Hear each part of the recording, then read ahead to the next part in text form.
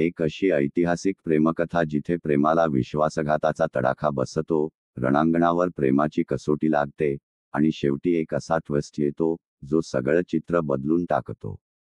दिल्लीच्या युद्धानंतर मराठ्यांच्या तुकड्या महाराष्ट्रात परतत होत्या. सरदार प्रतापराव शिंदे, स्वराज्याचा शूर सेनानी, आपल्या सैन्यासह मार्गस्थ झाला होता. पण त्याला माहीत नव्हतं की या प्रवासात त्याच्या आयुष्याचं सर्वात मोठं युद्ध प्रेम आणि विश्वासघात यांच्यात होणार आहे. प्रतापराव एका रणशिबिरात थांबला, जिथे मराठ्यांचे जखमी सैनिक उपचार घेत होते. तिथे त्याची भेट गौरी सोबत झाली, ती राजमाता ताराबाईंच्या सेवेत असलेली, पण स्वतःहून रणभूमीवर आलेली एक धाडसी युवती.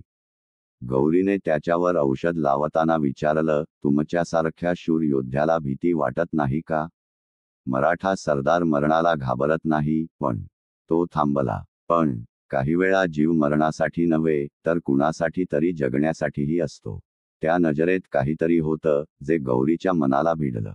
प्रतापराव आणि गौरी यांच्यात प्रेम फुलू लागलं. पण याच वेळी एक नवी बातमी आली, निजाम पन्हाळगडावर हल्ला करणार होता.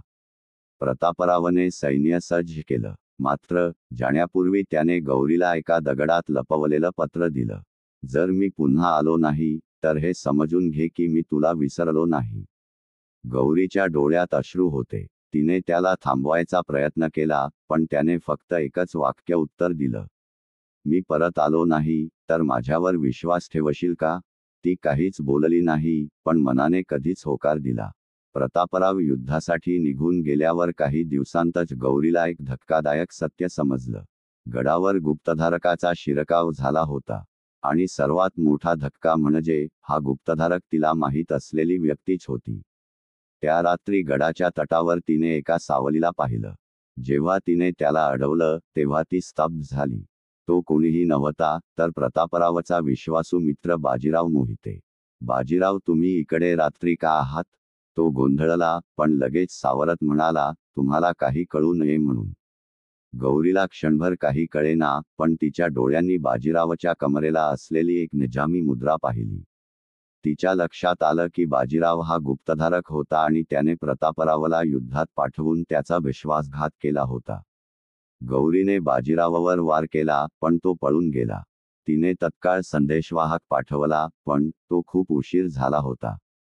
पन्हाळगडाच्या रणांगणात प्रतापरावने वीरश्रीने लढा दिला, पण तो एकटा पडला. त्याच्या जवळचे काही सरदारच त्याला सोडून गेले. शेवटी बाजीराव स्वतःच युद्धभूमीवर गेला आणि निजामाच्या सैनिकांसोबत मिळून प्रतापरावची पाठराखण केली. प्रतापरावने शेवटपर्यंत लढा दिला, पण तो घायाळ झाला आणि रणभूमीवर कोसळला. गडावर गौरी थांबली नव्हती. तिने बाजीरावाचा पाठलाग केला. शेवटी एका गुप्त सुरंगात तिला त्याचे दस्तऐवज सापडले. बाजीराव हा फक्त गुप्तधारकच नव्हता, तर त्याने निजामाकडून सोन्याच्या मुद्रा घेतल्या होत्या आणि हा कट त्याने खूप आधी रचला होता. गौरीने बाजीरावाला पन्हाळगडाच्या भिंतीवर अडकवलं आणि त्याला त्याच्या विश्वासघाताची शिक्षा दिली. तिने त्याला जिवंत खाली ढकललं. गडावर उभं राहून ती फक्त रणभूमीकडे पाहत राहिली. प्रतापराव पुन्हा परतणार नव्हता. गौरीने त्याच्या आठवणींना एक वेगळं रूप दिलं. तिने आपलं उरलेलं आयुष्य गडाच्या संरक्षणासाठी वाहून घेतलं. ती रणरागिणी बनली, पण तिने कधीच कुणावर प्रेम केलं नाही. दरवर्षी त्या रणभूमीकडे पाहताना तिला असंच वाटायचं, कदाचित तो परत आला असता, जर त्याच्या माणसांनीच त्याचा विश्वासघात केला नसता. त्याच्या प्रेमासाठी ती आजही जिवंत होती, पण त्याच्याविना ती मेली होती. रणांगणात युद्ध जिंकता येतं, पण प्रेमाला नेहमीच विजय मिळतो असं नाही. गौरीला समजतं की बाजीरावचा विश्वासघात उघड झाल्यावर प्रतापरावला निजामच्या सैनिकांनी पकडलं, पण ठार केलं नाही. त्याला एक गुप्त कैदेत ठेवण्यात आलं होतं. गौरीला एका मरणासन निजामी सैनिकाकडून समजतं की प्रतापराव अजूनही जिवंत आहे, पण त्याला एक अंधाऱ्या कारागृहात डांबलं आहे. ती एका मराठा गुप्तहेराच्या मदतीने निजामाच्या गडात घुसते. एका रात्री तिथल्या काळ्या तटावर तिला तो दिसतो, प्रतापराव. तो मरणासन अवस्थेत असतो. त्याच्या डोळ्यात आशा संपली असते. पण जेव्हा त्याला गौरी दिसते, तेव्हा त्याच्या डोळ्यात पुन्हा प्रकाश येतो. गौरी, तू इथे, मी तुला न्यायला आलेय, प्रताप. गौरी प्रतापरावला बाहेर काढायचा प्रयत्न करते, पण तिला एक गूढ सत्य समजतं.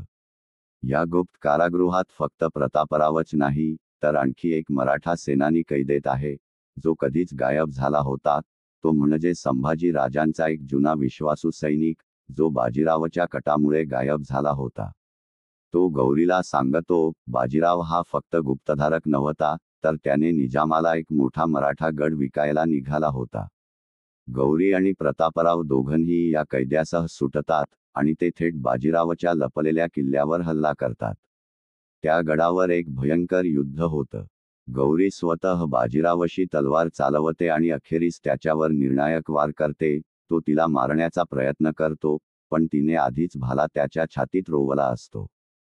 हा वार माझ्या प्रेमासाठी, माझ्या स्वराज्यासाठी आणि त्या प्रत्येक विश्वासघातासाठी.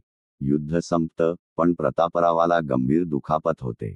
तो तिला हसून पाहतो आणि म्हणतो, गौरी, तू जिंकलीस. पण मी तुला कायमचं सोडून चाललोय. ती त्याला सावरत म्हणते, मी तुला हरणार नाही, प्रताप. पण त्याच्या जखमा फारच खोल असतात. गौरी त्याला कुशीत घेत असताना तो शेवटचा श्वास घेतो. गडाच्या तटावर उभं राहून ती रणभूमीकडे पाहते आणि तिला जाणवतं, रणांगणात युद्ध जिंकलं तरी काही लढाया मनातच हराव्या लागतात.